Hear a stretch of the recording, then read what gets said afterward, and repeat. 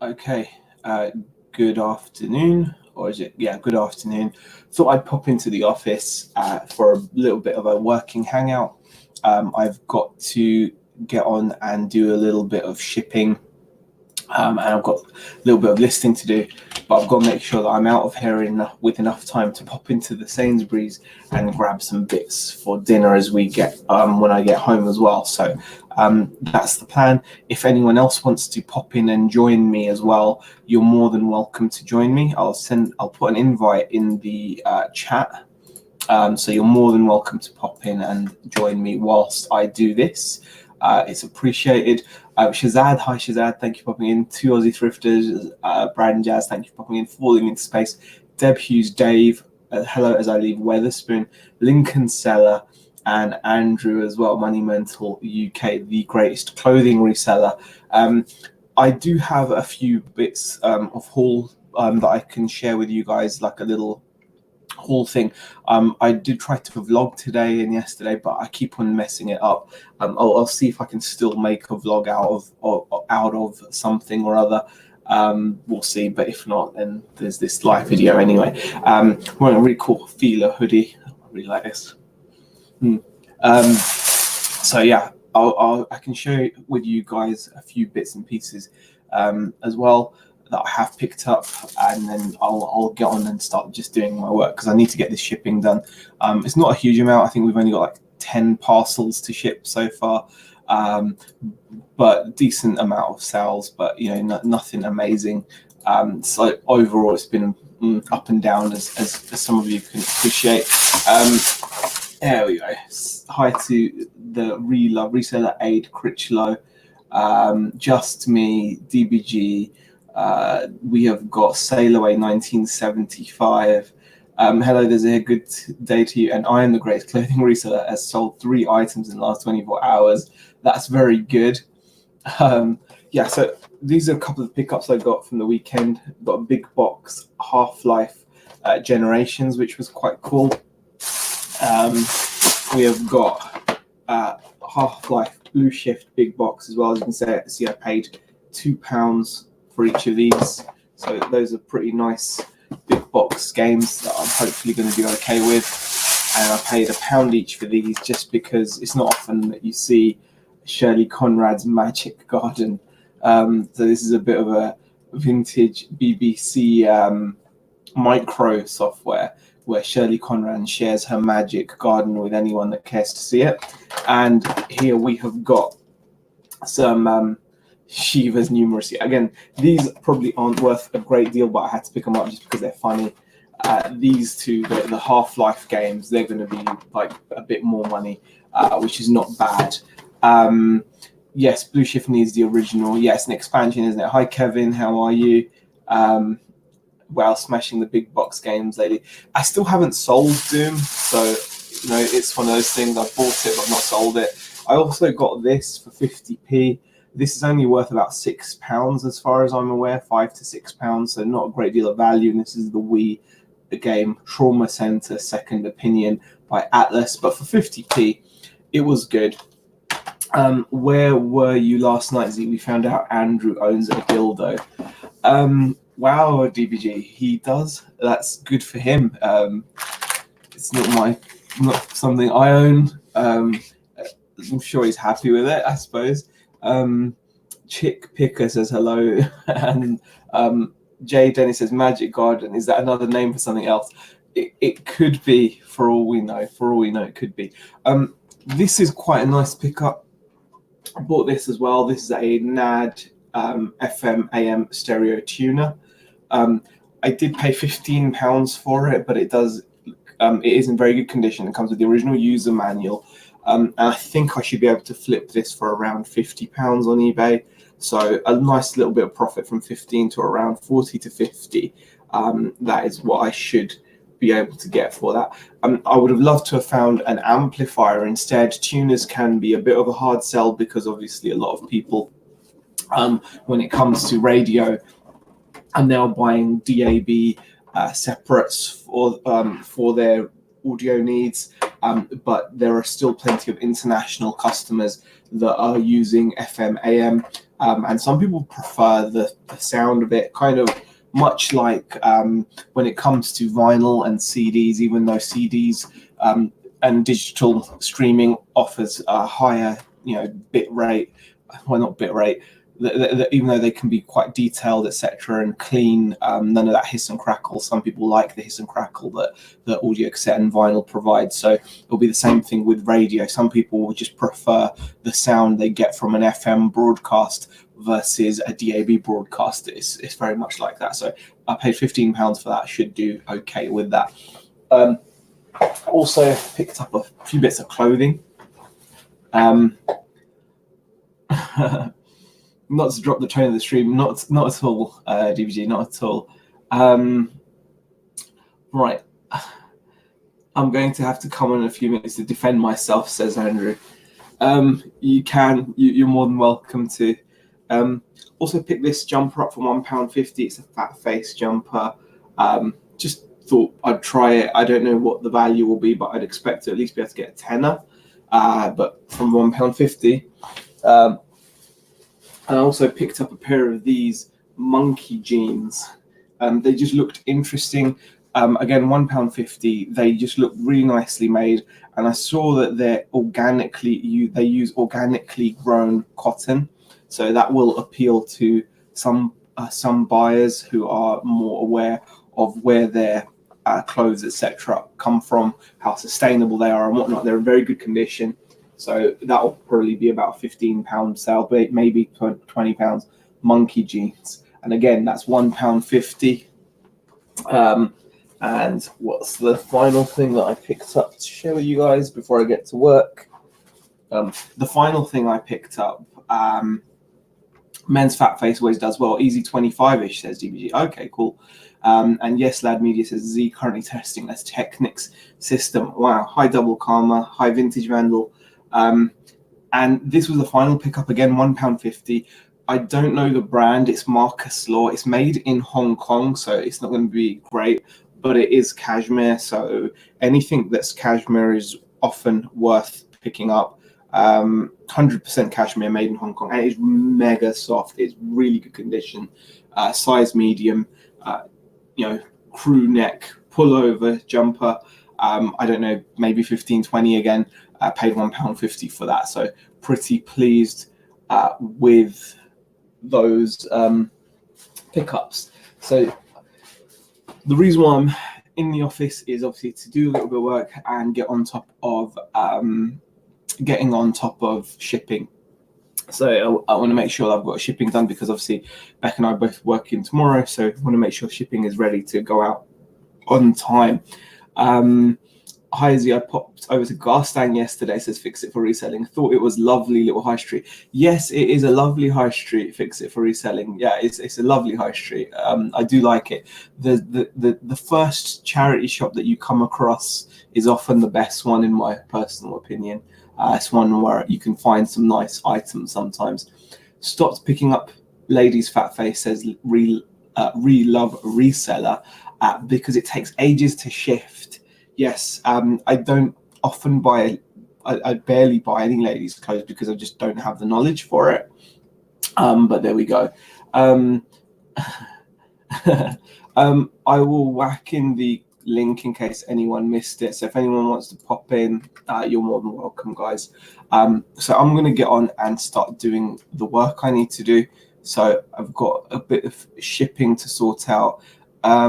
So I need to get to a couple of boxes. So you're going to have to just bear with me while I'm in and out. And if anyone wants to join, you're more welcome. I'll be back in a second, guys. Let me just get these sorted out. BBD, BBG, RBA, BBH. Okay, so BBH first.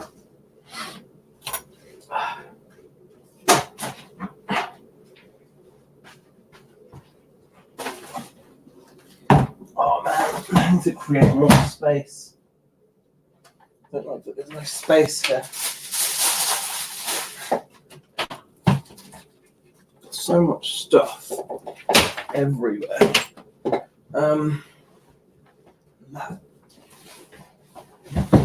Okay, that's pretty good. That'll be one of them.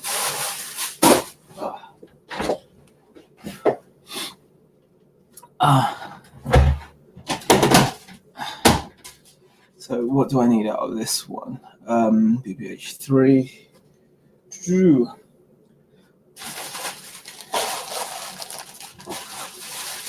Aha, okay.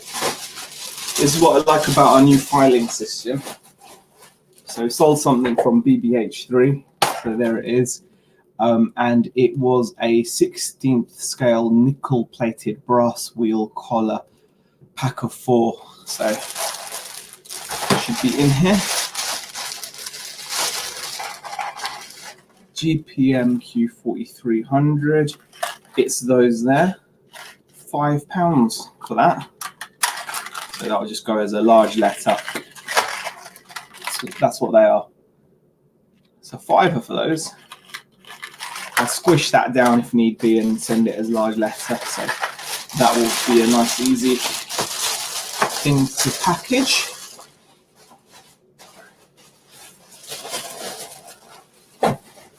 Okay, and I need BBD actually. Cool. All right then. Super.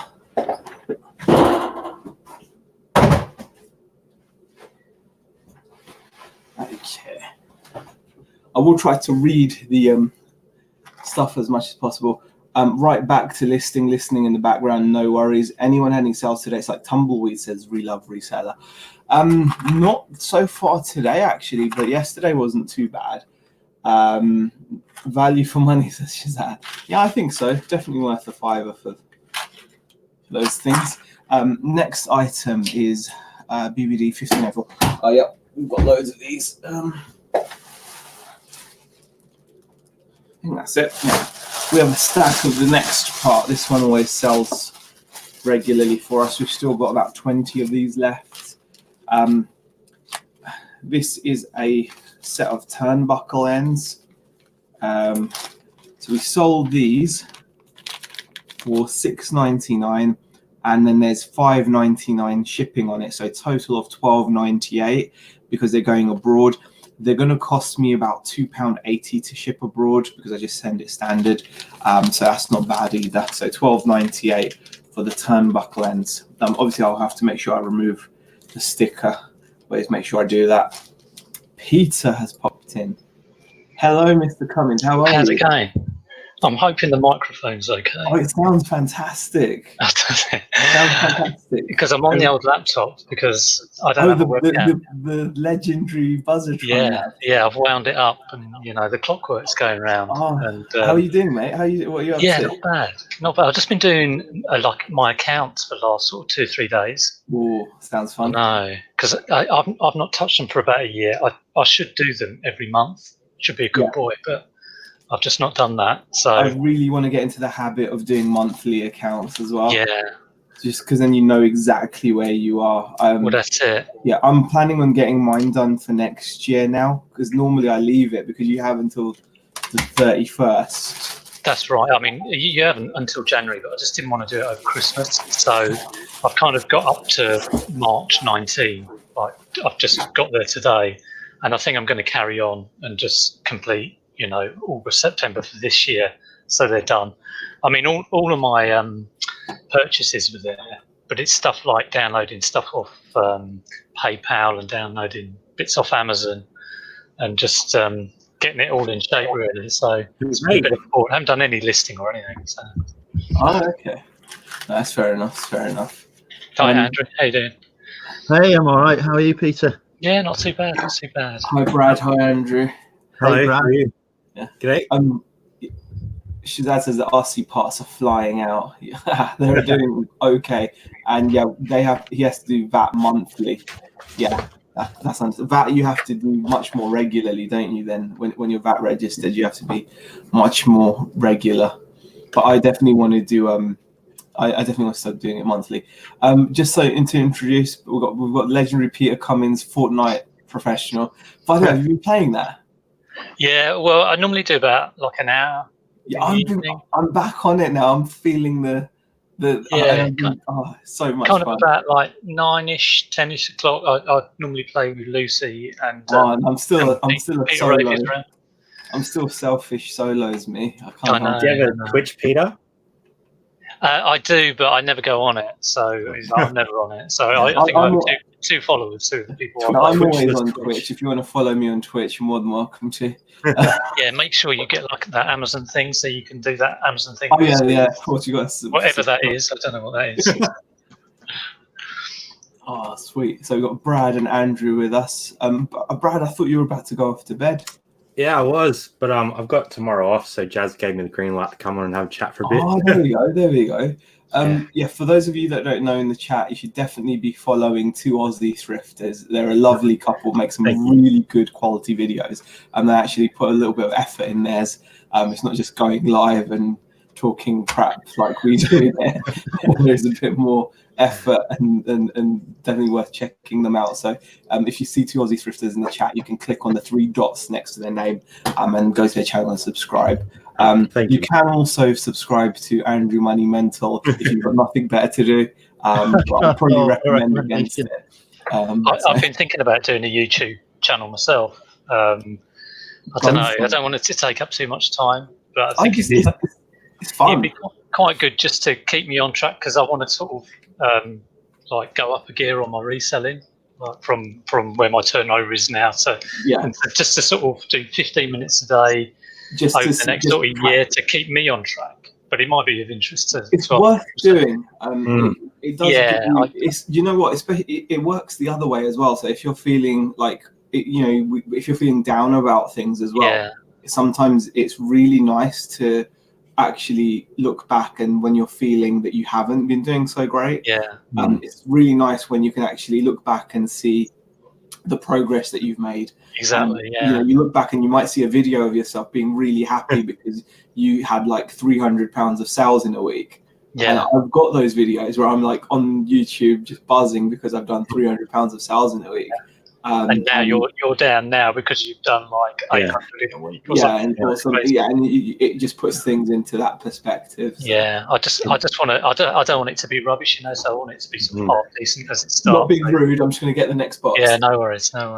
It's crazy how your perspective changes over time. Like you said, you sort of start off and you're like, oh yeah, $300, $400, and then when you do that now, like when you sort of build, you're like, oh, why am I only doing $100, $200? It's like, that's it. I know when I started, I was like, oh my god, I can make like £800 in a month, and I'm just selling stuff. And now it's like, oh god, I want to be turning over like at least $3K a month. £100 a day is kind of like my minimum aim. Of course, you don't regularly get it. And doing my accounts over the last 3 days, I kind of have this fear. I know that October, November normally like brilliant, but I know that there's a period like January, February, which is really, really difficult up until March when the boot fairs start again. Like sourcing is difficult, and I see it there in all the numbers. Like, oh my, I was going out trying to do there's a different kind of pressure to it, though, isn't there? As well, there's a different kind of pressure because if you've been doing it for a couple of years, you then have data to compare against. I mean, I started in January 17. January is probably like the worst time to start reselling. If you're going to start reselling, start in Easter, because that's when all the boot fairs are up and you can actually source a good amount of stuff cheap. And I started in January, and I was going to Greasby's in Tucson, which is like a local auction house, which is totally hard work and a really hard way of doing it. But it's good having that knowledge. I know it's going to be difficult in January and February, but I also know that in October, like now, is where people should be listing and putting stuff on Amazon. They really should be sort of like chucking stuff on there to sell. But it ain't easy. No, you got to ride that wave, hey? Yeah, you got to ride that wave. Yeah, exactly. I mean, check this out. Shazad says my first month was 1,200 in March 2017, and now it's 80K for August 2019. Obviously, he's working at a different scale to us, but the basics still apply. Like the basics still apply, and you can see a lot of growth. And then it's easy to kind of become accustomed to that growth. And then, like this year has been quite an eye-opener for us because we've actually seen a decline in our sales. I mean, not much, but I mean, part of that's because we've split the stores out. So we've taken out stuff that we were selling on the RC store last year is no longer there. So obviously we're going to see a decline, but it's a decline nonetheless. And you see those red numbers on your on your figures, and it's psychologically, like, I always try to make myself feel better by adding both the stores up, because originally it was just one store, and then we're pretty much on par, like, with what we were doing. But you've probably got more expense as well with the office space, but then you balance that out. I'm thinking ahead again, because I'm thinking ahead. Like, I want to make sure that we're taking this seriously, and I like having it out of the house, but also this does give us more opportunities to deal with bulk buys much more comfortably, and just generally, you have plans, don't you? You want to kind of set yourself up.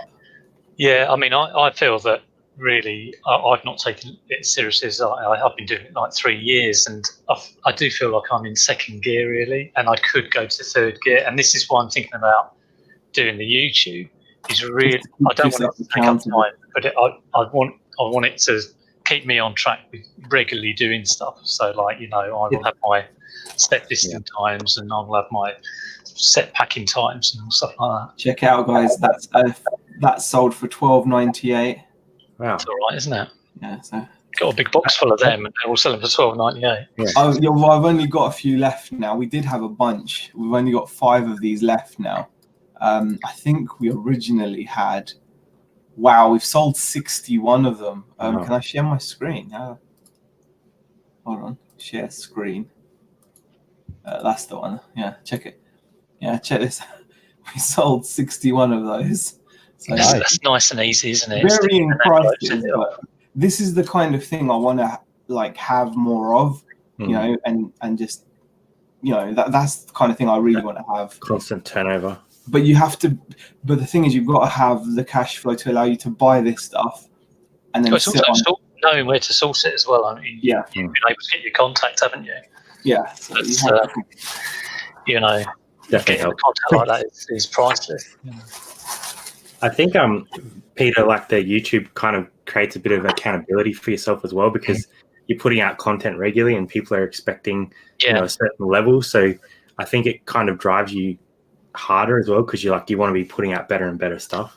Just that consistency. I mean, I do Insta, and every now and then I do Insta, but like I say, I kind of, if I just do it, just documenting what I'm doing in the reselling rather than trying to be kind of impressive with what it is, then that sort of consistency is, I might go on and say, if it's a 15-minute video that only takes me 20 minutes to do, very little editing, but it's just a story of what I've done, then that'll be good enough for me to try and keep me on track. And like I say, I think other people might find it interesting, maybe. Yeah.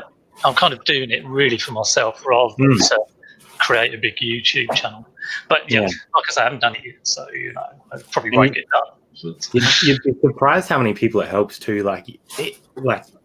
You think to yourself, for us, we just started it as just a fun little thing, but everyone's like, thanks for this and thanks for that, and you're like, I didn't even know that was a thing that people know. It does. It's amazing how people reach out to you, and they start reaching out to you on YouTube, and then you hear from them on Facebook and Instagram, and before you know it, you've got a whole new bunch of friends and contacts that you've made. Yeah. You can all sort of help out each other. So I think it's a really good thing. You're always picking up, little tips, and it's amazing. Like I said, I've been doing this for 3 years, and how much more I know now than I did then. And I still feel like I haven't got it. I remember one of the first questions I asked Nick and Z on their chat, it's probably 2-3 years ago, is when did you get to the point where you thought, I've got this sussed? And they both said, you don't get there. You just do not get. You never get there. I don't think you can. There's just so much to learn in the reselling game. If you're not learning, then you're probably not trying hard enough to learn, because it's so massive. I mean, if you think about it, there's almost an unlimited supply of items that you can pick up. So unless you're in a very specific niche where the opportunity perhaps exists to build up your knowledge to expert level. But I think the other reason why you feel like you never get there fully is because the chances are your personality won't allow that. Yeah. Because the fact that in the first place you're doing this means that you want something which doesn't necessarily have a ceiling. Like, you know, when you go to work in your company, you might start at a certain level and you know what the max wage is. And then, you know, if you progress to the next level, you know what the max wage is. And you know there's only so far you can go, even if you became the CEO of that company that you work for, you know there's that max wage. And I think the attraction, well, for me anyway, part of the attraction has always been, it's technically when you're creating your own income, you're not limited as to how you create it, and you're not limited as to how far you can go. And I think because of that, no matter how much you do gain, you always know there's so much more to gain and learn. Well, it's also the freedoms of getting away from that.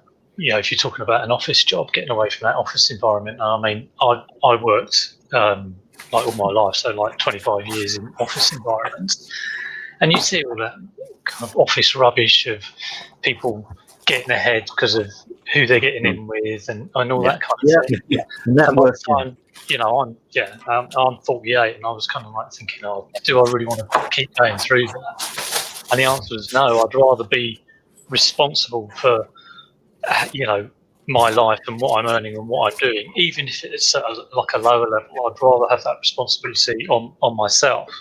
So, you know, it's not exactly like I want to be a massive billionaire and go out and make loads of money from reselling, because, you know, you soon realise that you're not going to make a huge amount of money unless you're prepared to do a hell of a lot of work.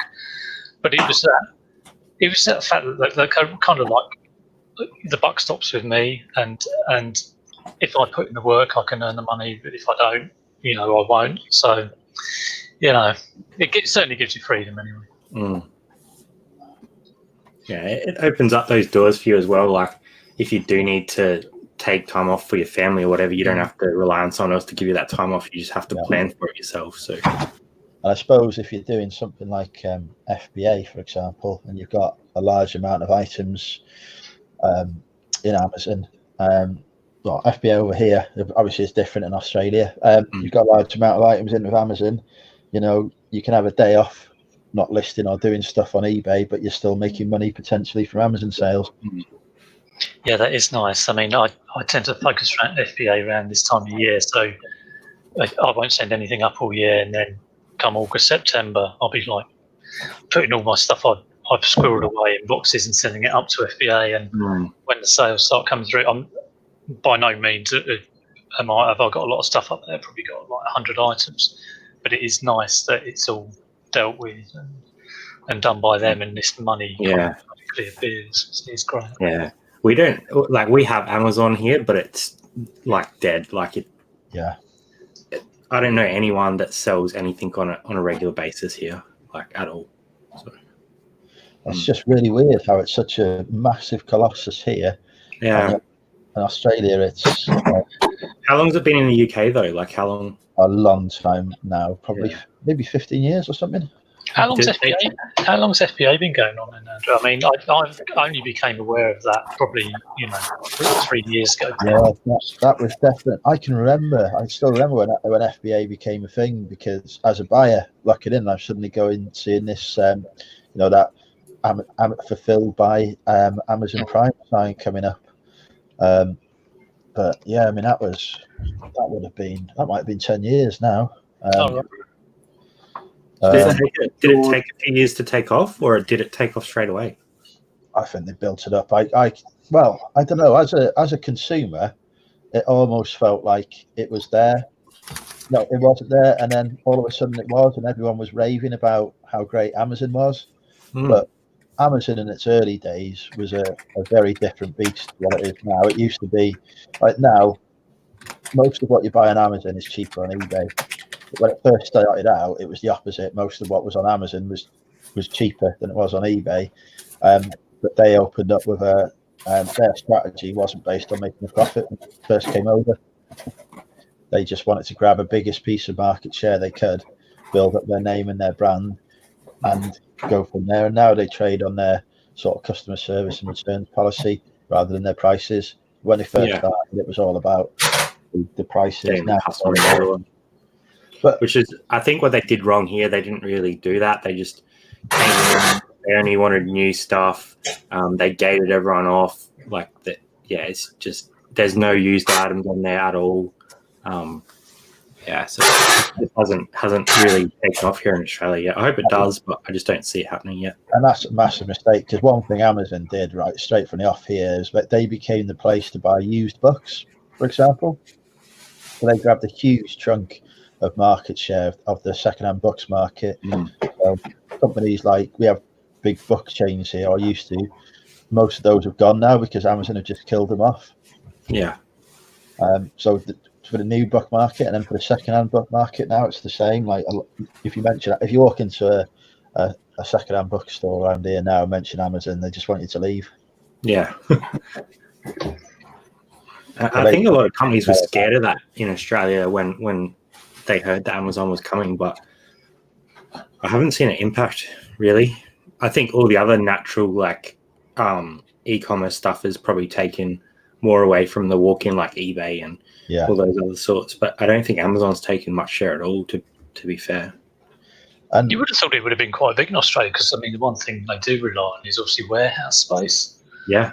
For their own stuff and for people chucking stuff up there. And I mean, you got the space out there. I mean, that's why I guess it's huge in America. I think it was in US first, and then we kind of followed them.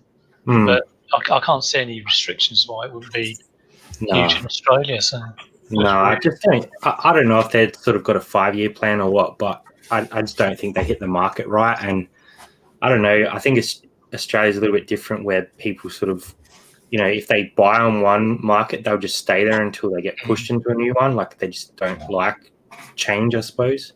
And I think Amazon didn't come in with the right strategy straight off the bat, so that probably got a few people on the wrong foot anyway. So put people's backs up.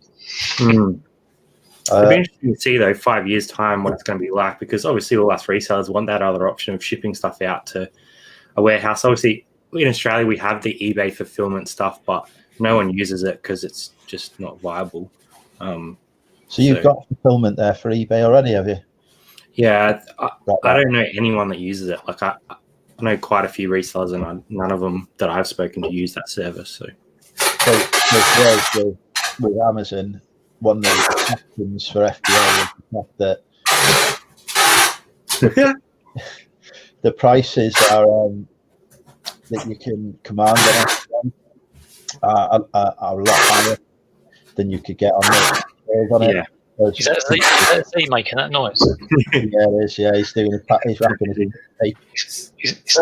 He's taping himself up. Sorry, Are you taping your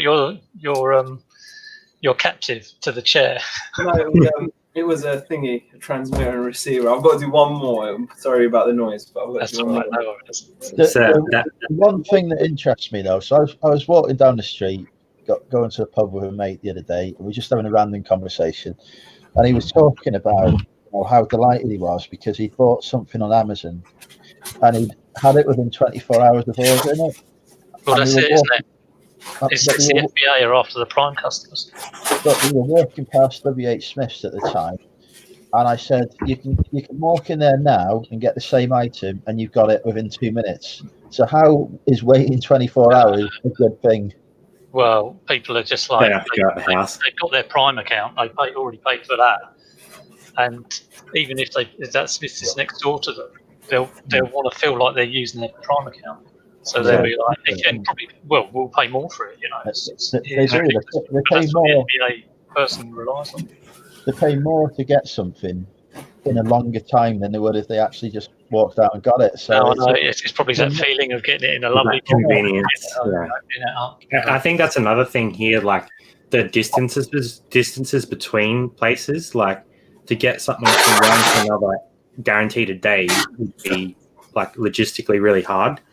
Like if you're trying to get something from Sydney to Perth, it might only be like one flight a day or 2 flights a day, and that's like a 4-hour flight. So if you didn't get it on the early flight, it probably wouldn't get there the same day. Do you know what I mean? So I think logistically it's a little bit different as well.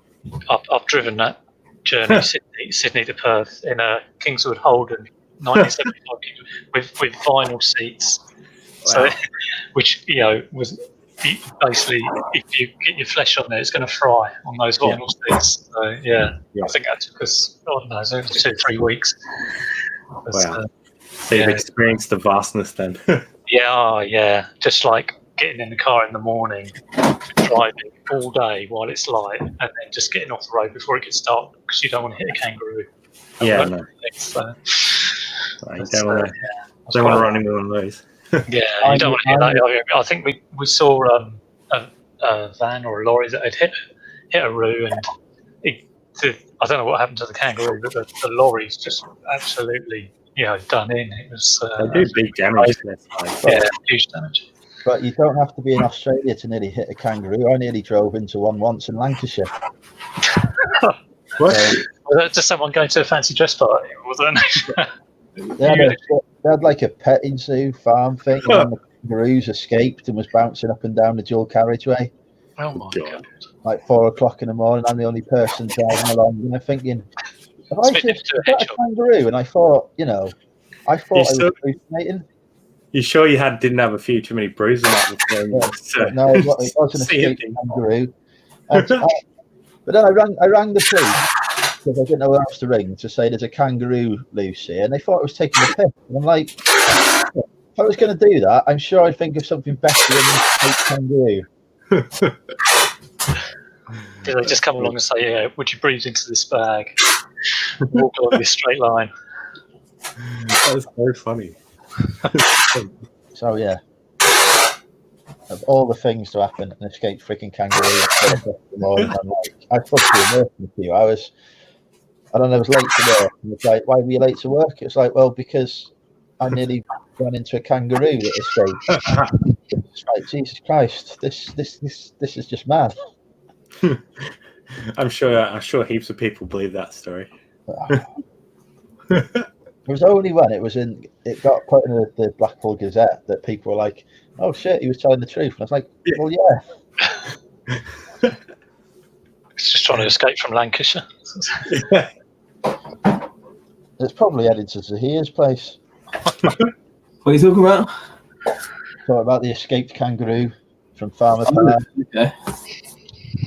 Have you ever taken the kids to Farmer Parr's? To where? Farmer Parr's in Fleetwood. Don't know what that is. All right, okay. They got like, mind you, they're probably too old now, but they got a big petting zoo and stuff there. Yeah, they're not bothered.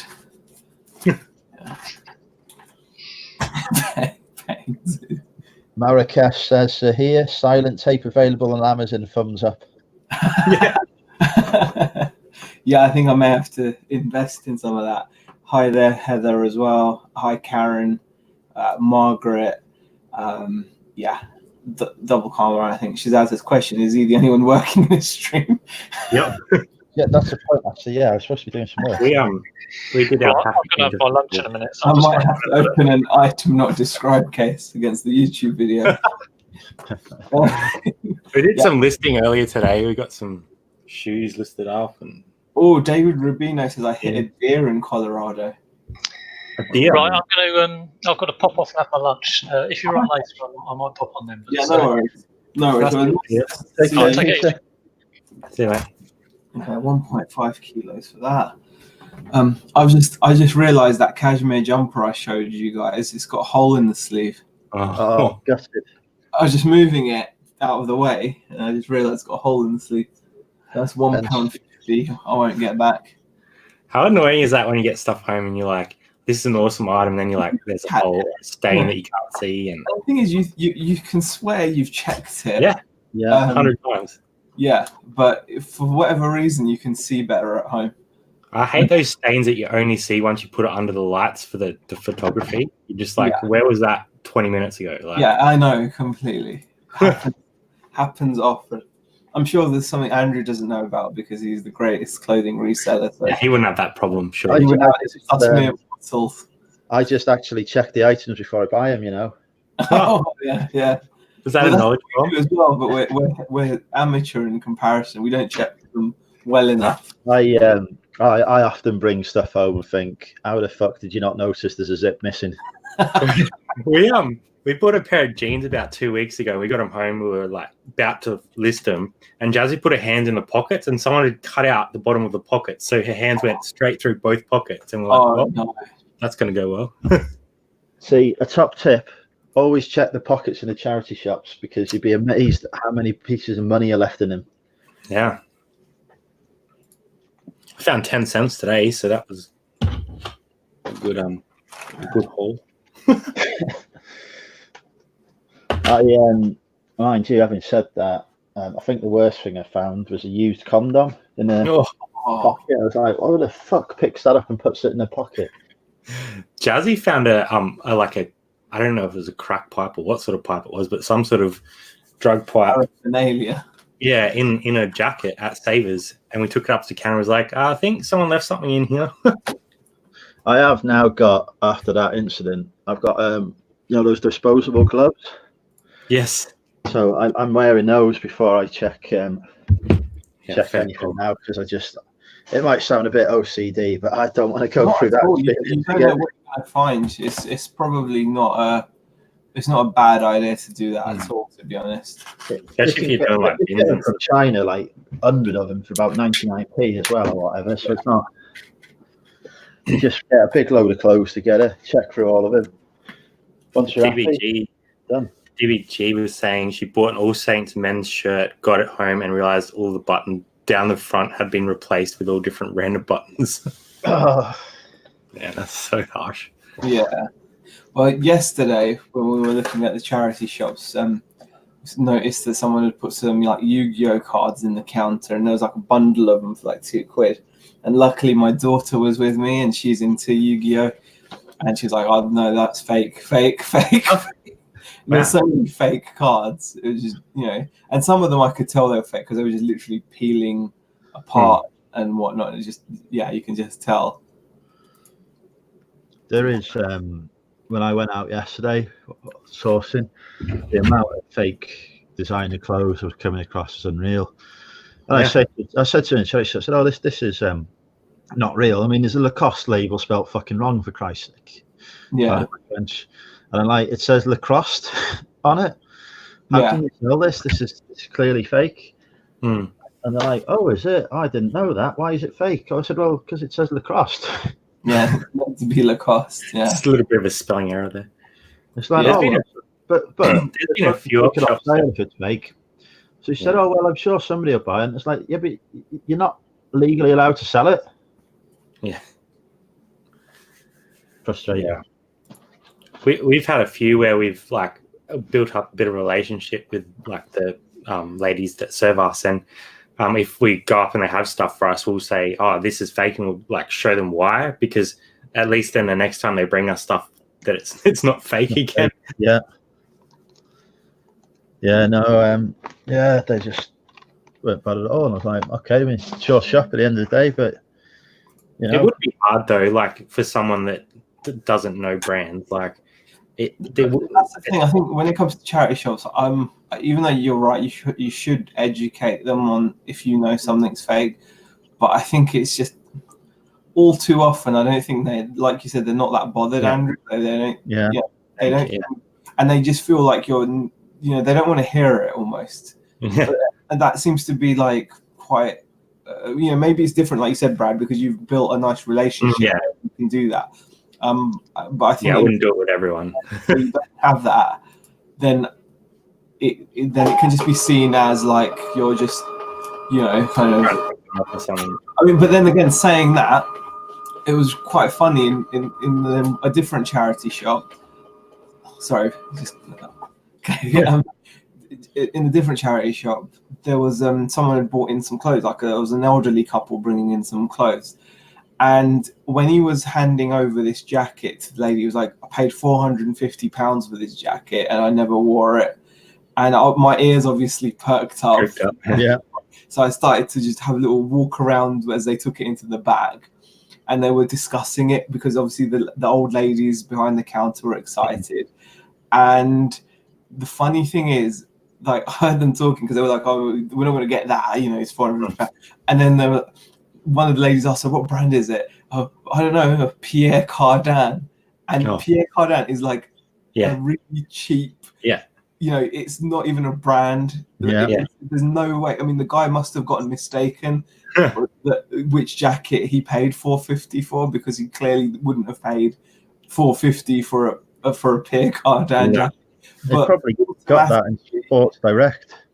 Yeah, it's, you know, automatically you've given them that idea that it's you know, more value than it is. Yeah, and then it's kind of put them on a wild goose chase, because then they're gonna bless them. So I do see that happening quite often, that people are walking into charity shop and saying, "Oh, this is a great thing. I paid X amount for it. You must make sure you price it properly." And you're thinking, yeah, you may have paid £100 for it or whatever, but on eBay it's going for a tenner. Yeah. Shazad asks, have you found any good charity shops on your new patch?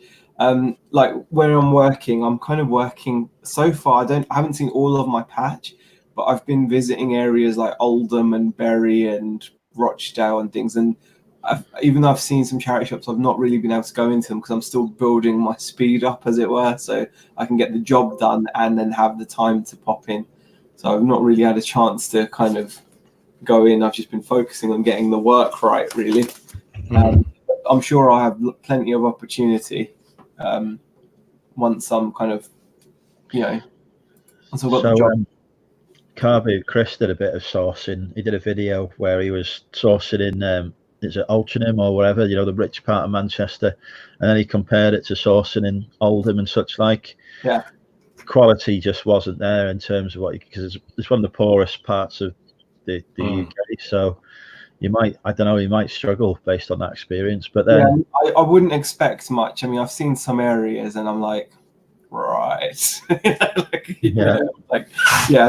But you should never judge a book by its cover, because some days you walk into those cheap ones and find something amazing. Well, the thing is also, sometimes you'll find that in those like more economically deprived areas, it doesn't necessarily mean that you might not necessarily find a lot of like high value clothing. You might find a lot more knockoffs of brands or whatever, but at the same time you can sometimes find a lot of good electronics and games and things, because you know, people still buy those things, even if they don't, you know, because if you don't have like a great deal of money, you're still going to want to enjoy your life in some manner or other, aren't you? So it might be through video games or electronics or whatever, and you can sometimes still get good stuff. It's just. And do you guys have like chain stores, like we have like Salvos and Vinnies that have like a distribution warehouse that sends stock out to all the different ones? So even if it is like a, you know, a lower economical region, like they still might get some of the good stuff because it's just sort of like evenly distributed. Yeah, we do. Yeah. So I get there's stuff that turns up in some of the charity shops here in Wrexham, in the big chain ones, so to speak, that I'm like, there's nowhere within a 300-mile radius of Wrexham that sells this stuff, and yet you've got 10 of it, so in different sizes, so it's not even the same person has donated it, so it must have come from your distribution centre. Yeah, it's always worth a look. Yes, Lad Media says I've done well in all three of those areas. It's about right place, right time. Completely. I mean, you know, I live in like what people call like a fancy or posh part, whenever, you know, like, and yeah, definitely. It doesn't mean I'm fine. Yeah, I have found a pair of silk pajamas I sold for £100. Yeah, I have found, you know, a D-Generation X shirt here, and I have found loads of stuff on my high street. But at the same time, there's been plenty of fruitless visits, you know, far more fruitless visits than fruitful visits, and I'm doing consistency wise, I'm doing better now going into Preston, which would be considered not as nice an area as where I'm living, because I found a specific place where they throw all their clothes in the bin and charge £1.50. But again, even there, like today I've come away with 2 items, one of which now has a hole in its sleeve. But there's been other times I've come away with, like, you know, bootful of stuff from there. So it's just, like you said, right time. Consistency in going out. Hi, Sam. How are you? Even like, pardon? Even day to day, like I went to one last Friday and then went back there Tuesday, and there was completely different stock there. Like, it's just purely like timeless. Completely. Just get some bags for these. 1, 2, 3, 4. How's the challenge going, Andrew? Is that going well? Let me see now. I'll give you the latest figures. Live update. I am on. What am I on? I'm on 934 currently. Thank you to those who have just subscribed. And the enemy is on. Let's have a look. 916. Ooh. So despite Tommy and Tracy's best efforts, my natural charm is still winning. What is this? By the race to 1,000 with KFC. Oh, with KLC reselling. Louise. Yeah. I did notice you put out a couple of videos the last couple of days, like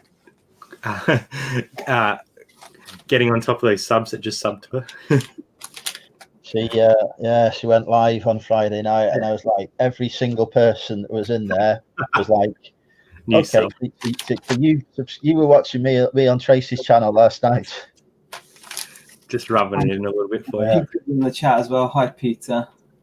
And Reselling Polly says, did you manage the boot sale or ours cancelled? No, I didn't manage. I could have got, there is one which is about a 40-something minute drive in Clitheroe, but I didn't go to it. I should have done, but I ended up not going. I ended up just going into town and buying a cashmere jumper with a hole in the sleeve instead.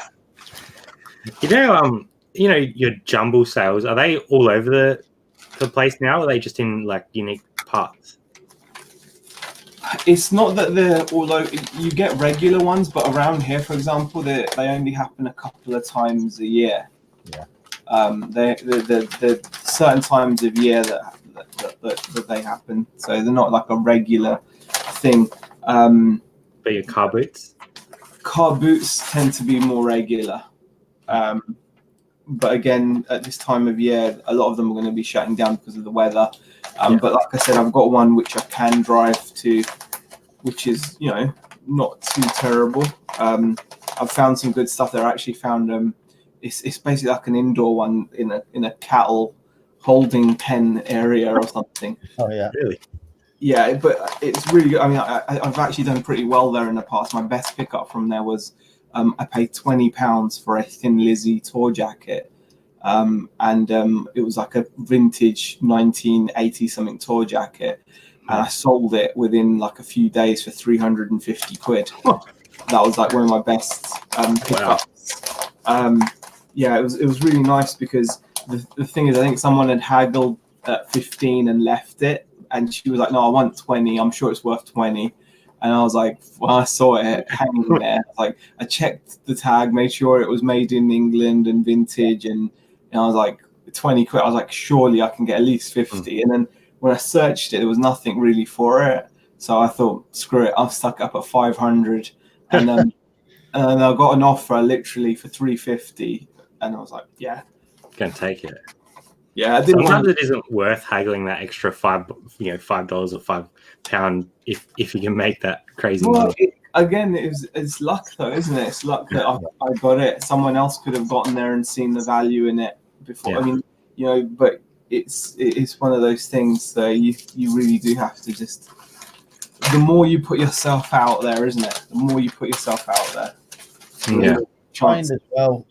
So I a lot of people disagree with me on this, but I rarely bother haggling.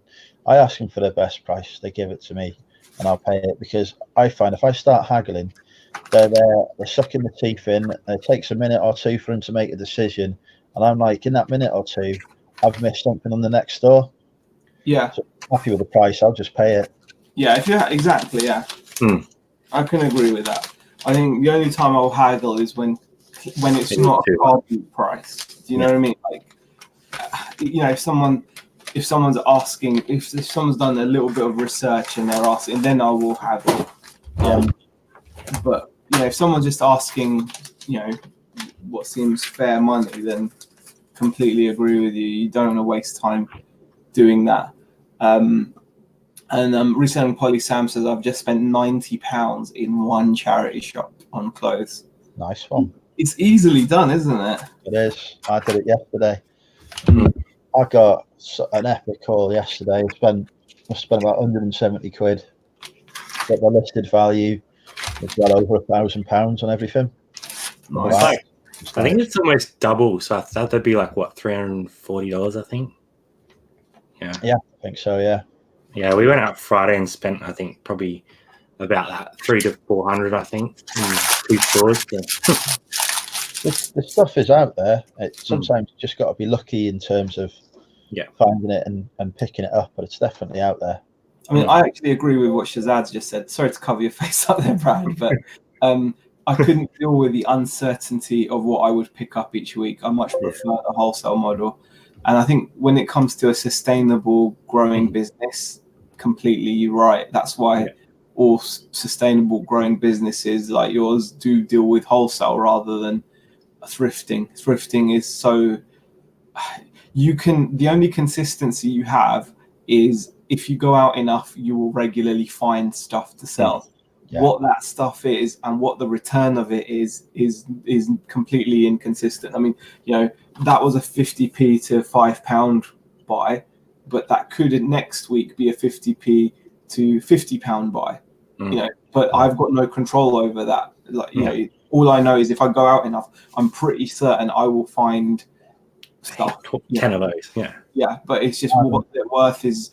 And I completely agree with you, though. That's how I'd love to ideally go, is to be in a position where I've got the cash flow to just do research and make surefire wholesale buys. But you need cash. Hi, Gary. And Mank reseller. Heather as well.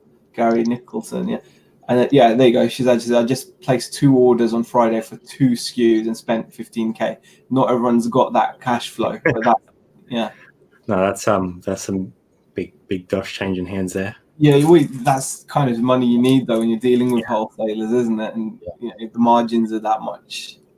And then on the other hand, Sam says, sourcing is the best bit for me. The thrill of finding that gem. So. There's that trade-off, hey? I mean, I've always been very lucky in terms of sourcing, in that I go out and I will find stuff. But I have those days where I go out and I'm like, I've gone around 5 or 6 charity shops and I found nothing. And the motivation drops then, and you're like, so I just go home and forget about it. And then it only takes those 1 or 2 items though to like perk you back up though. Exactly, because then the next shop you go in and you walk out with 10 items and you think, I'm walking away with potentially 100 quid profit here, and if I'd gone home when I wanted to, I'd have missed out. I think it's always worth going to that extra one, and then you never know what's going to happen. I think perseverance, or like I also think you need to mix your sourcing options as well. If I just stuck to charity shops or thrift stores, that wouldn't give me enough stock. So I'm quite happy to walk down the high street, go into retail stores, see what they've got in there, because quite often I get a lot of stuff from big chain stores and do the retail arbitrage as well. I mean, I had a day out. I went to Mid Wales a few weeks ago. I picked up maybe 2. I picked up 1 thing in a charity shop, about 5 things on a market, and then the rest of it was all just from retail stores. And I came back with a couple of £1,000 worth of stock. But if I just stuck to the charity shops, I'd have come back with 1 item. Yeah. So is your RA over there like? Do you have a lot of opportunities for RA, I suppose? You do. To be honest, the bigger opportunities with RA tend to be on the Amazon stuff. Yeah. A lot of people who do RA over here send stuff into Amazon, and that's where they get the best returns. I only do eBay, and I have certain rules in terms of what I'm sourcing for RA. My profit margin's got to be at least 100% return, or minimum of £5. Most of the RA people who do it and just focus on RA are after a sort of 30% return. Yeah. But I find a lot of opportunities, but it's stuff that it's only in that store kind of thing. Yeah. be knocked down. They're having a manager's discount or whatever, or they've over ordered from their wholesaler or something. So it is one-off items, and I'm quite lucky in that where I live, there's not a lot of competition in certain places, so I can have my pick. If I lived in somewhere like Manchester or one of the big cities or whatever, it'd be a lot harder to source, I'm sure.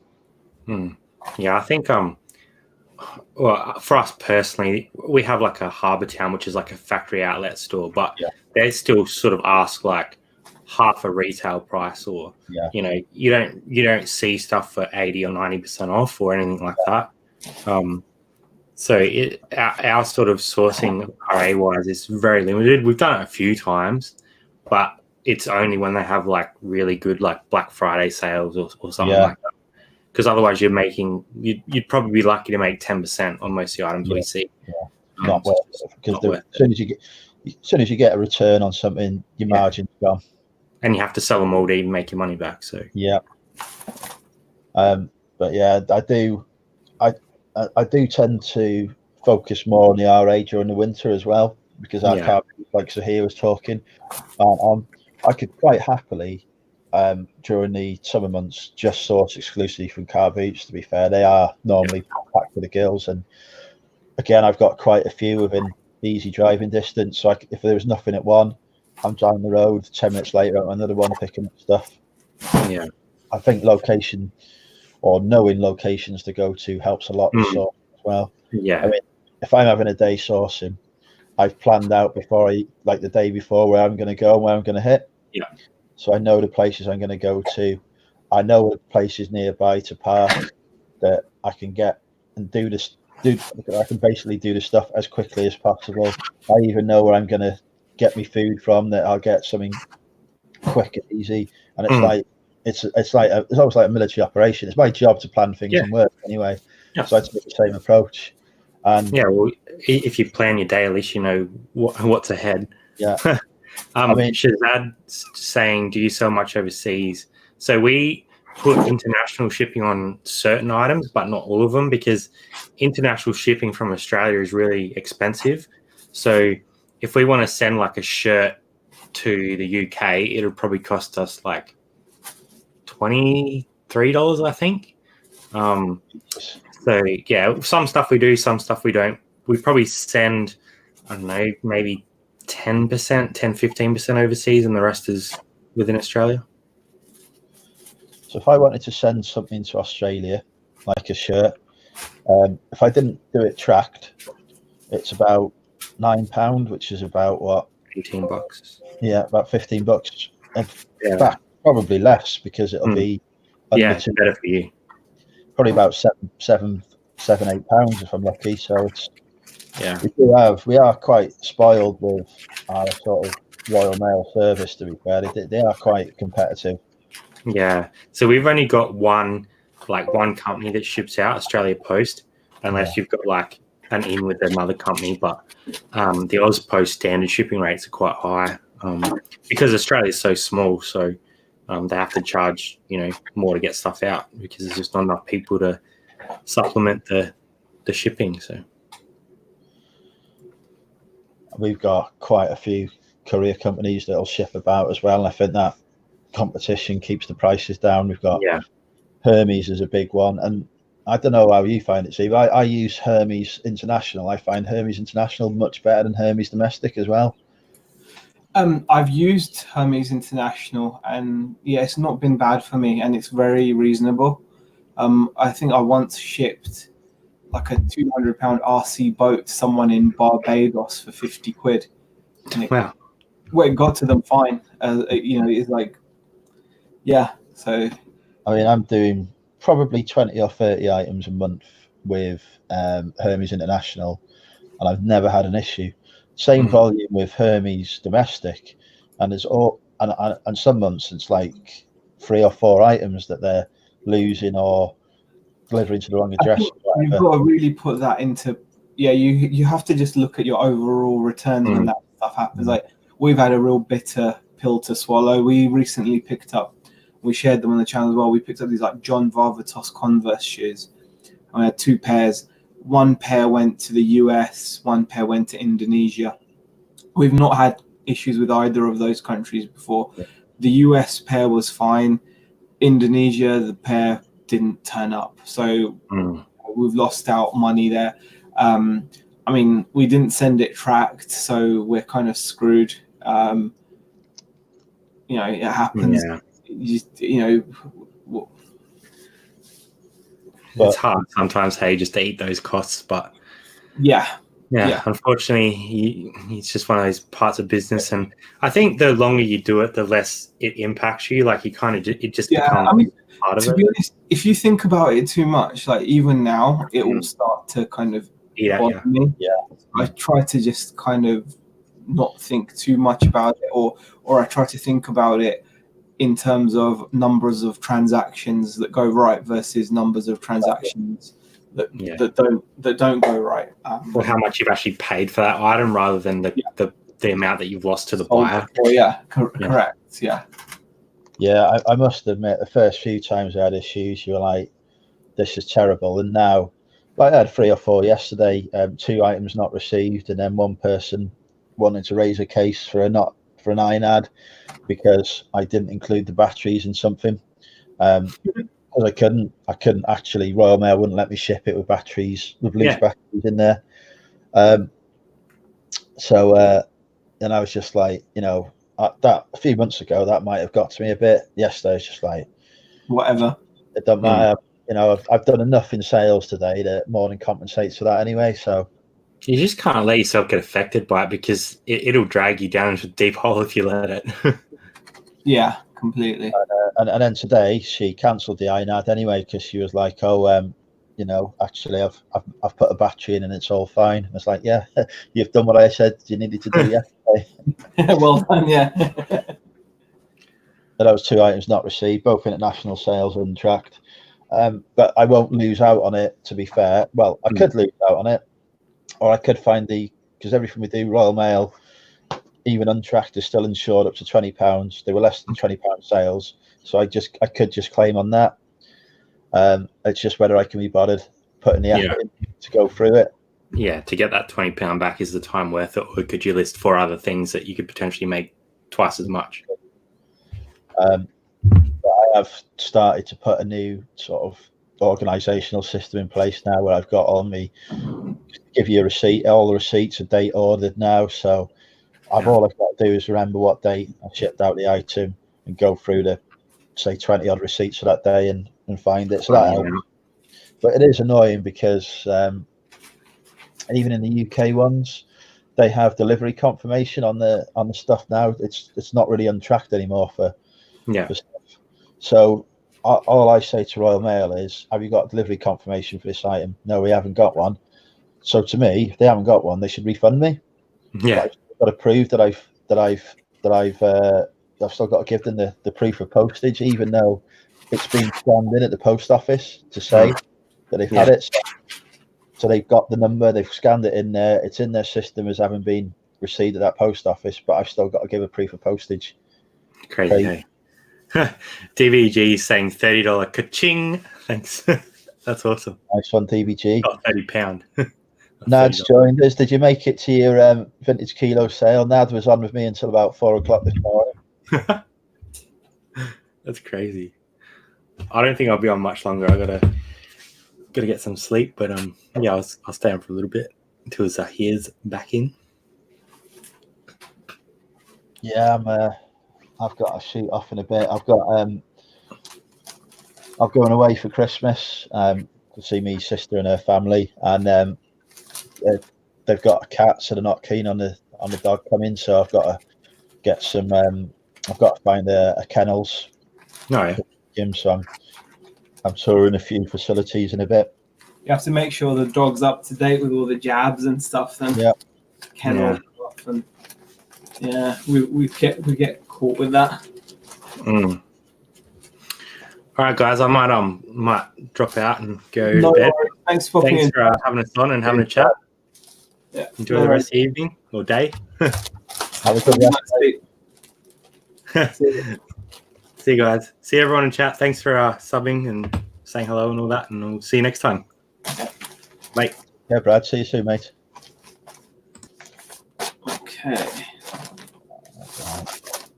So how comes you still hasn't the thought crossed your mind then to just up what you're doing reselling wise, and then just And go full time, you mean? yeah. It has, but I'm technically you could argue you're making full time money now. So I am, yeah.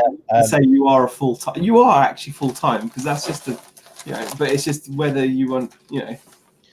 It is tempting, but I've got a plan that I want to build up a certain, because I've still got I've got 27 grand's worth of gambling debts to pay off. So I've got debts as well, Andrew. So yeah, and it's like at the minute I'm coping quite well working full time and doing the eBay.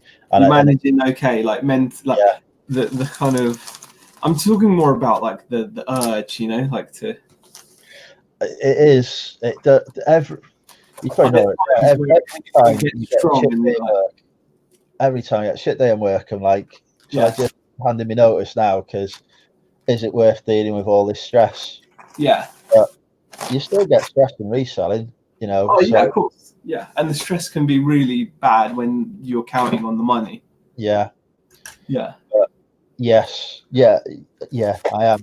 I am tempted. And I think once I've moved into this new place, and if that goes as I hope it will, yeah, it's going to be really difficult in a few months' time to not just say, actually, I might just go full time with this, because I've got the stock levels, I've got the inventory, I've got, you know, I could consistently list every day. Yeah, I've got a lot of items that I could put in there, and I know I could generate enough income to more than cover myself and give myself, you know, a reasonable lifestyle. But at the minute, I'm thinking every month that I don't do it is a month less debt that I've got to deal with. Yeah, I think that's probably the smart thing to do, because it's like to start without the debt will be the best thing, won't it? And that's my plan. As soon as I've paid off that debt, I'm quitting work and I'm just going for it, because I won't need to have the level of income I've got now either at that point. I think that's a really good point, because that's how I'm feeling. Like, you know, technically, it's just I don't want to take away, you know, I don't want to take away that kind of.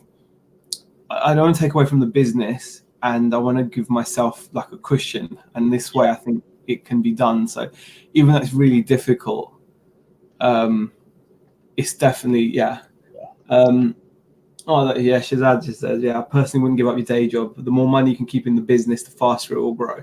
Exactly. The compound effect on your returns is insane. I've never removed any profits, and I think that's the.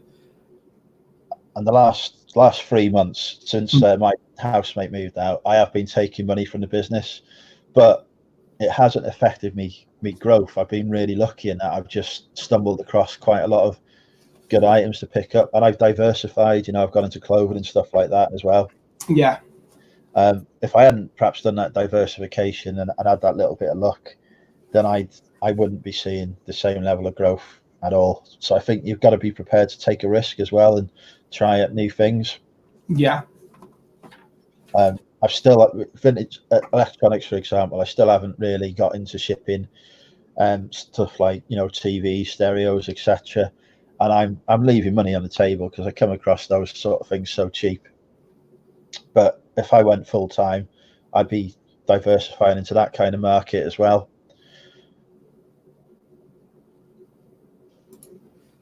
Yeah, it makes sense.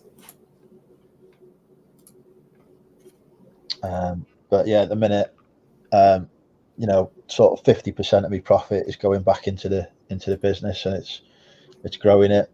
Full time, that might be 20 or 30, you know, 20% going into it. The other thing is, though, you've got to consider is, do you have the time to, like, you could be getting into the bigger hauls and things as well. Yeah, true, yeah.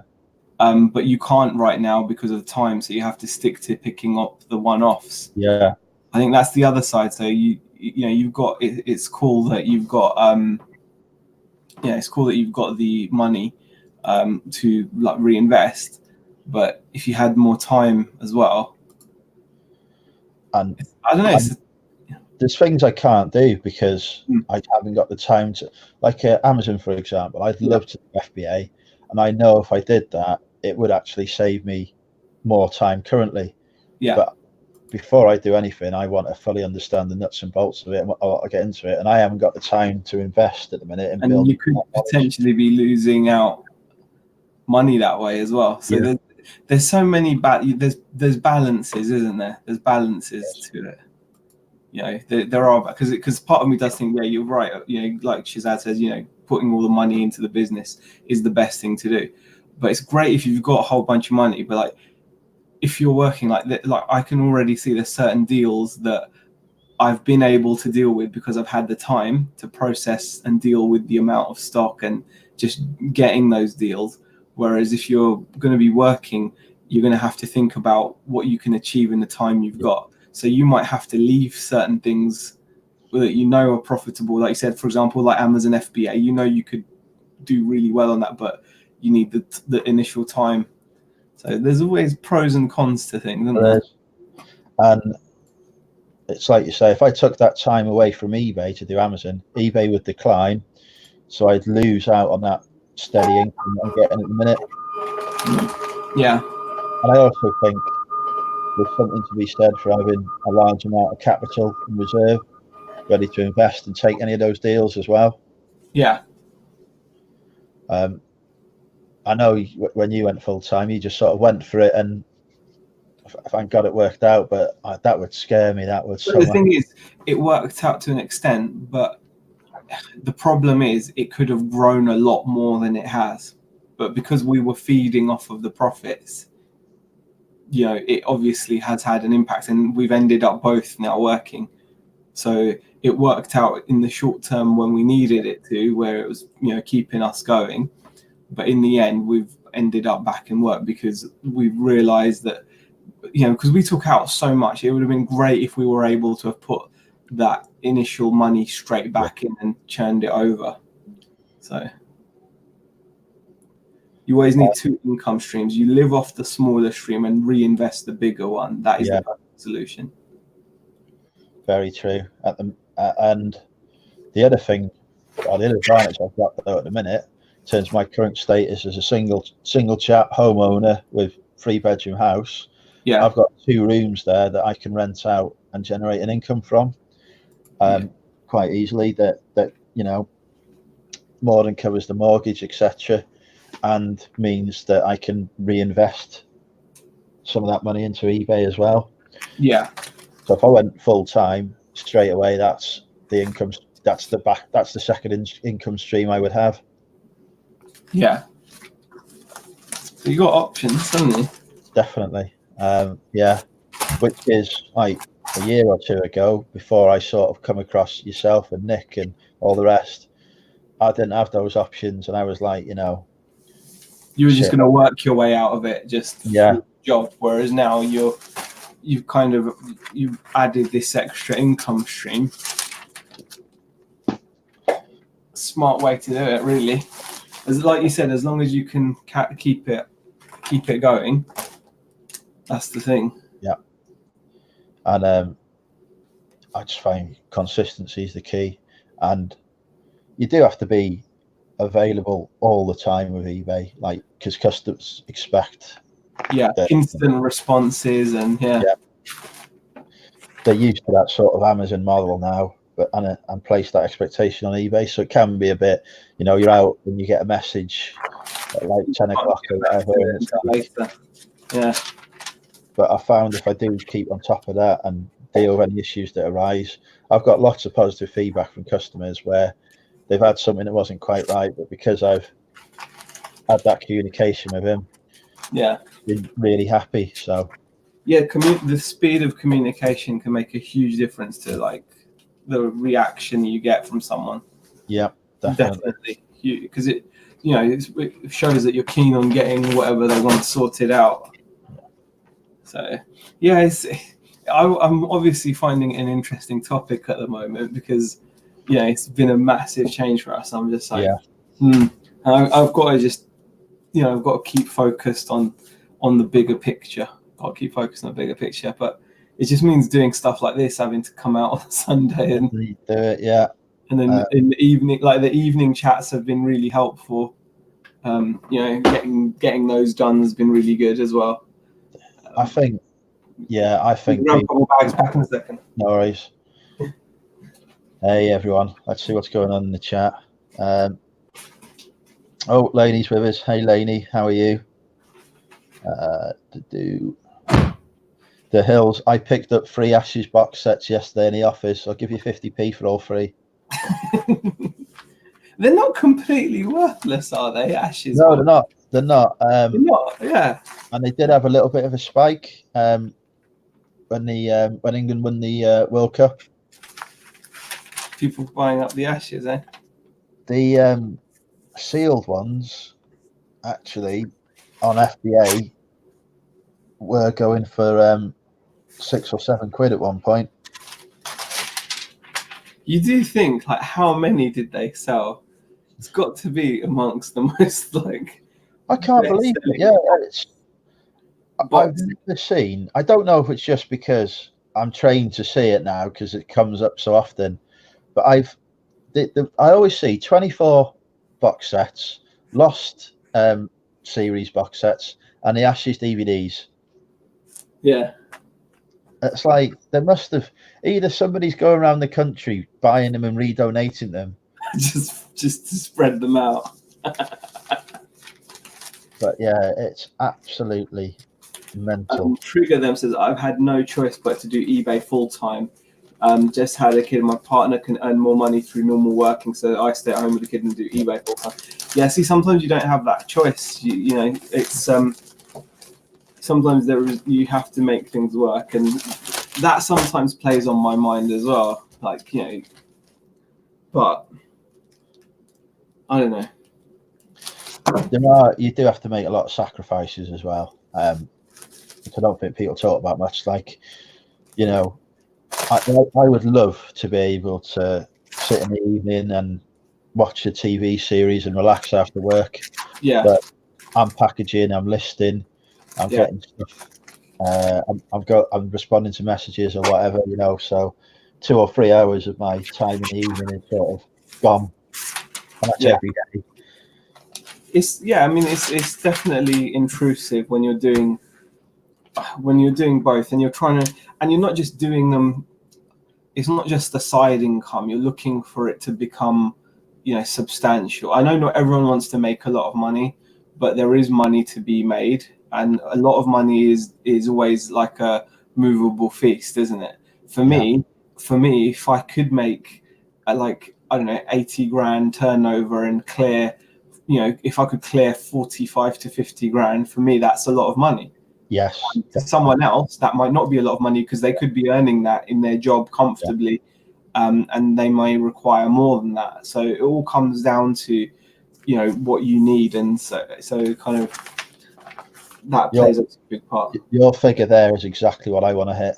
If I did that, I would be leaving. Comfortable, wouldn't you? I mean, I'd be comfortable, and I've got, you know, like Beck's working as well. We've got 2 girls as well. You're like single guy earning that kind of money. You'd be really, really enjoying life. I'd be having, you know, trips to America or wherever every year, and I'd be coming back with bags full of stock from there as well, of course, because I couldn't not go to those thrift stores. The thing is, like, obviously we want the business to be our main thing, and like, we didn't come up here to work, so it kind of feels a real kick in the teeth at the moment. Even though we are grateful as well, like, to have gotten jobs, and, you know, decent ones as well, and can't grumble. But you have goals and you have aims, and you've got to kind of work by that. I reckon in 12 months' time, we'll be sat here, your business, because of the amount you've been able to reinvest in it, will have expanded so much. You'll be sat there saying, eBay has grown too much, so I'm going back to eBay. And it'll be that solid base, that foundation you've got there will be just immense. What's this? Shazad says, question, have you listed on buy? I've recently had 4 sales. You have to try something new. I don't even know what on buy is. Yeah, I've not come across that. Let's have a look. And Bundle Buy UK says exactly. I've been using On Buy as well for a little bit also. Definitely some traffic. I didn't even know what On Buy was, so I'm ignorant to that. I've never heard of it before. No. I mean, that's another thing as well. There are so many marketplaces now, depending upon what you're selling. You know, there's things like Etsy, Vinted, Depop, etc. Yeah. I've just never ever looked at because I haven't got the time to go into it. But again, the opportunities are there, and I know George Ross, for example, he cross lists across 3 or 4 platforms. I get a really good income as a result. Completely. There's always opportunities. Something else? Oh wow! Oh, just sold Gandalf. Cool. You sold Gandalf. I've sold the PlayStation 2 game. Cool. It was a Gandalf action figure. I may as well ship it then. Hold on.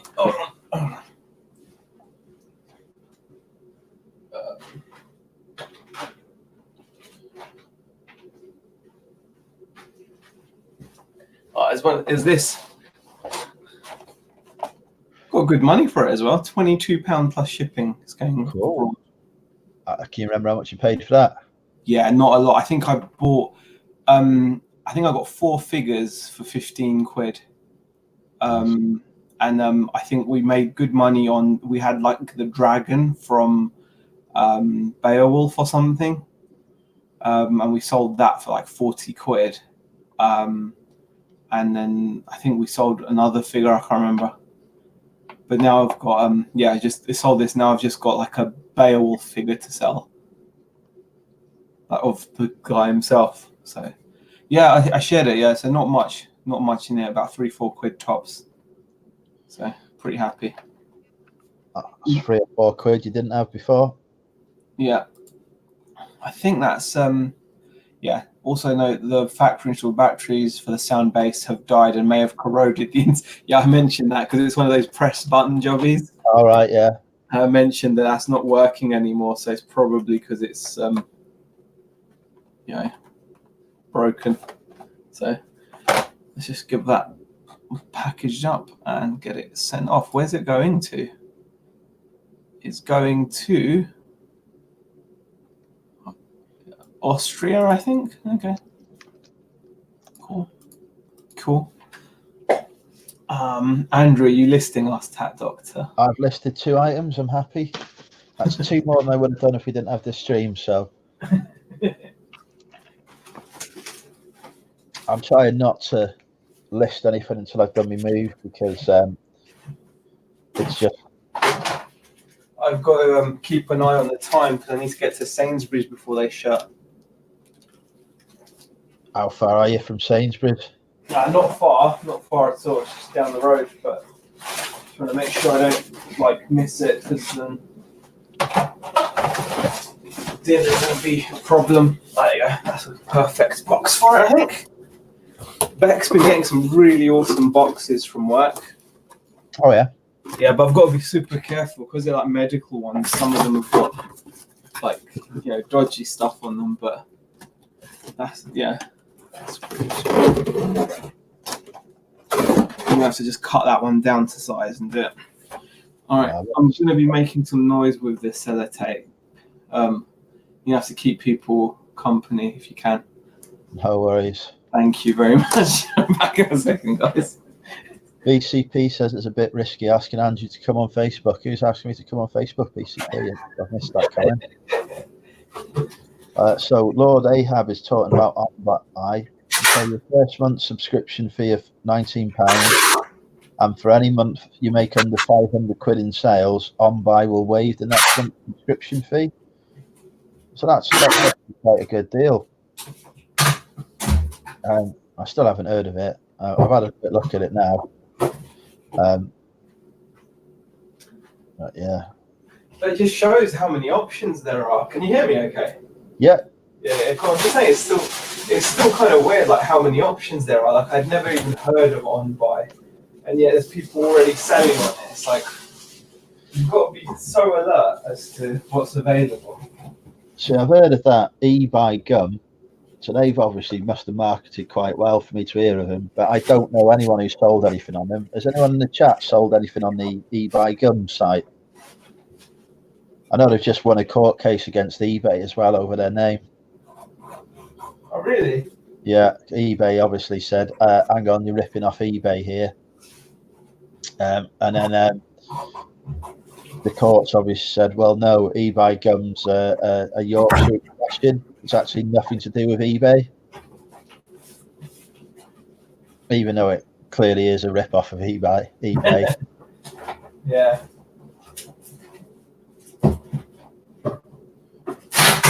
eBay gum. They're on the Tame Bay article about them where they have the other day. How are they the #1 marketplace but never heard of them? On OnBuy, yeah. OnBuy's marketing. #1 UK founded marketplace and Amazon alternative. I think they're saying that they're #1 of all the UK sites for the film. I think their only competition is eBay gum.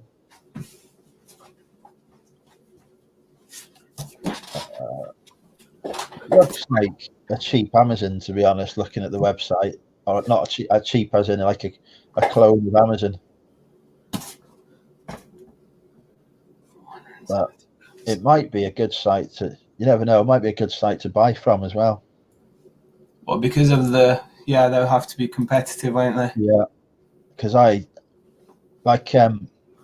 on Prime Day, when they were doing the PlayStation Classics for 16 quid, I managed to get about 10 of those that I've been selling on eBay for about 40, 45 quid. Wow. Buying from Amazon, reselling on eBay, doing a good bit of online arbitrage there. So if they have the same sort of deals going on in eBay gum, not eBay gum, on OnBuy, it's worth keeping an eye out for. Definitely. And I'm just going to look now, see what they've got. They have got quite a lot of decent branded stuff on there as well, so there might be a chance. It's whether or not they are just purely a shop window for other sellers, or whether they, like Amazon, are selling stuff themselves. Lower fees for sellers means big savings for you, apparently. That's what I want to hear. But yeah. I'll have a look into it and see what it's about. I looked at eBay gum because they offered me a free business account. I said, you can list for free. You can have a free account for X number of months. I think I know what you're talking about, Gary Nicholson. I think I've seen photos of that. In Scarborough, there's a shop called Seabay in all eBay colours. Oh, yeah. I've seen photos of that, yeah. Yeah, I think so.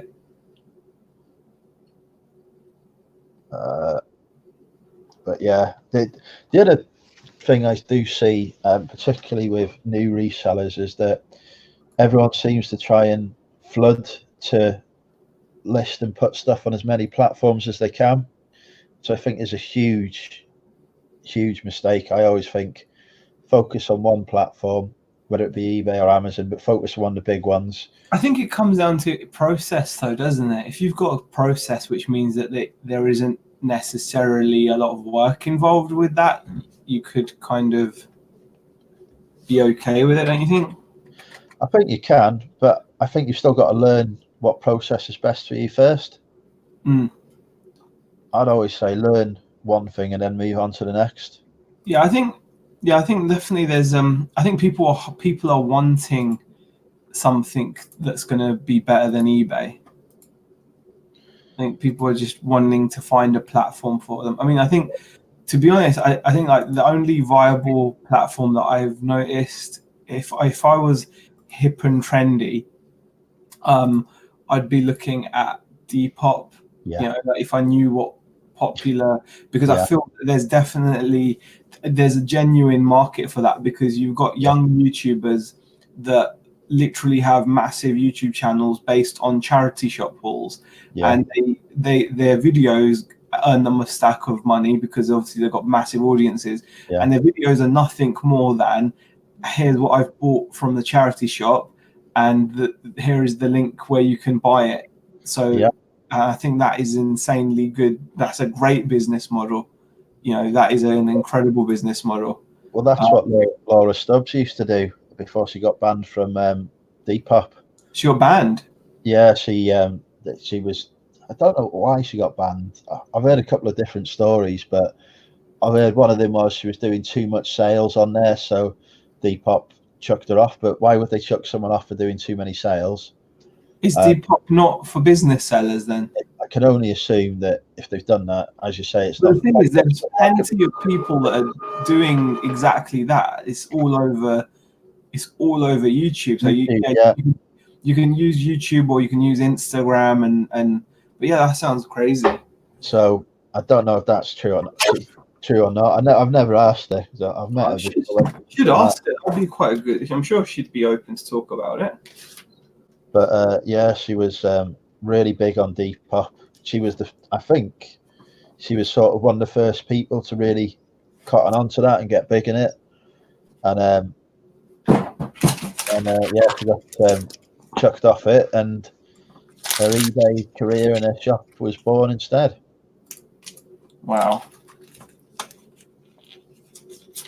But yeah, I could never, even as the world's greatest clothing reseller, I could never build that knowledge in Depop.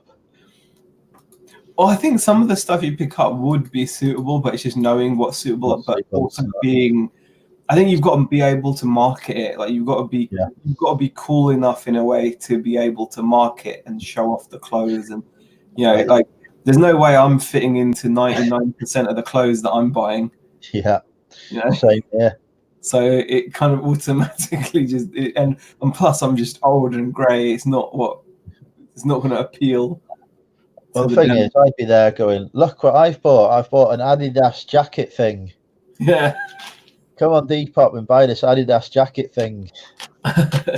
Yeah, you wouldn't cut the mustard. No. All right, we've been on for an hour and a half. I'm going to actually call it a day because I want to make a move to the supermarket and. No worries, I've got to get evening at home. I've not done any listing, which I'm gutted about, but we've got some drafts and stuff. But at least I've caught up with the shipping, so something. I might pop in and do something later. I don't know. So I've got to go now. I might come back later. I'm not even sure 100% yet. Probably won't.